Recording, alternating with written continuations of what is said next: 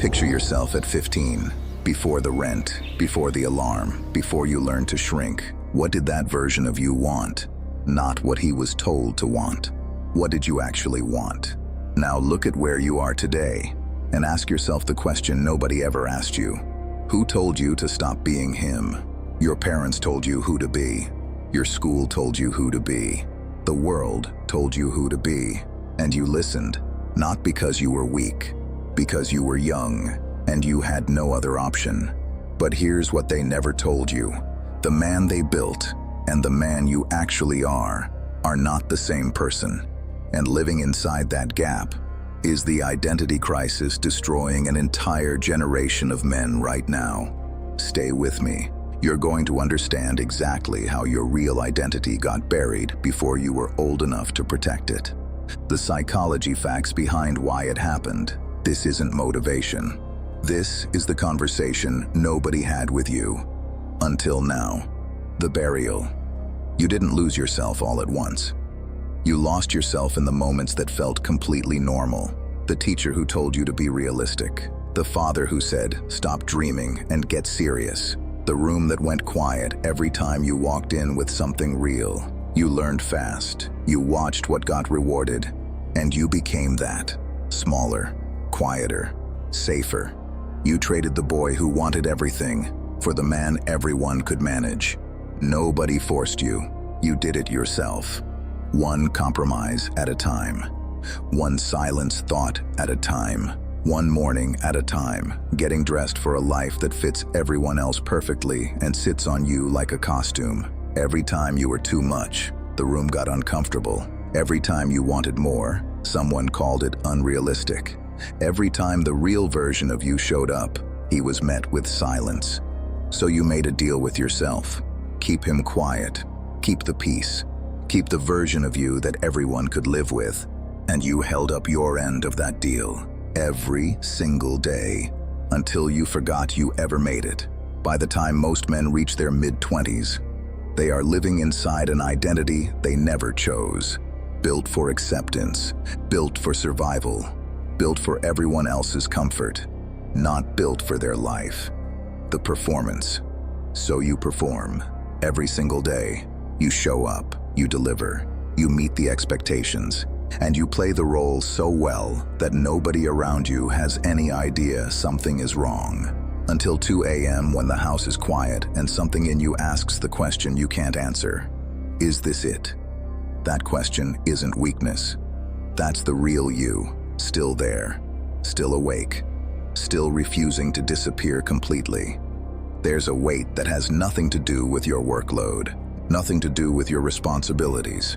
The active daily effort of keeping your real identity buried so the performance can continue. And here's what it costs you that nobody talks about. It's exhausting.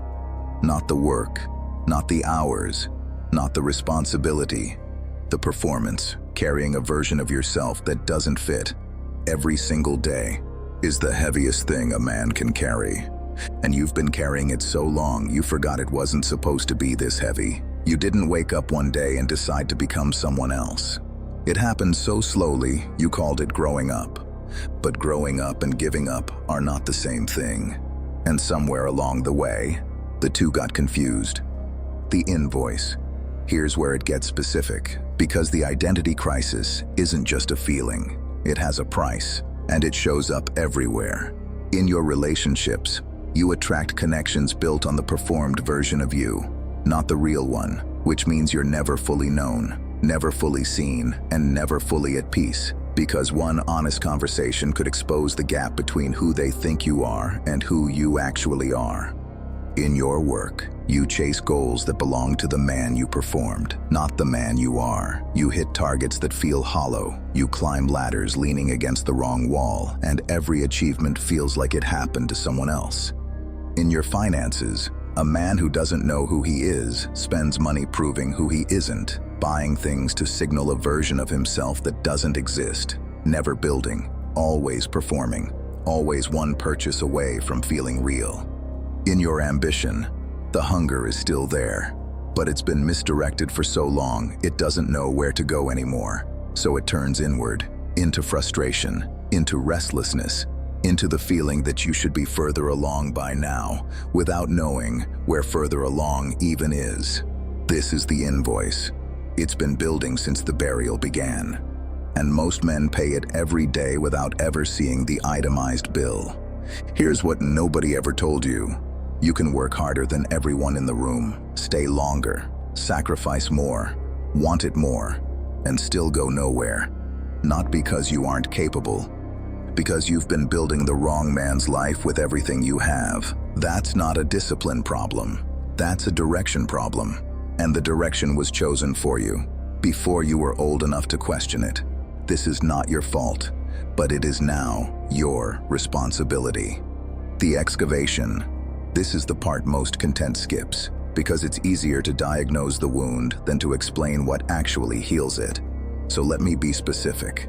Reclaiming your identity is not a feeling. It's not a breakthrough moment. It's not a retreat or a journal or a conversation with a therapist. It's a decision, followed by a standard. The decision is this: the performed version of you has an expiry date. Today. The standard is this: every choice you make from here is made by the real man, not the managed one.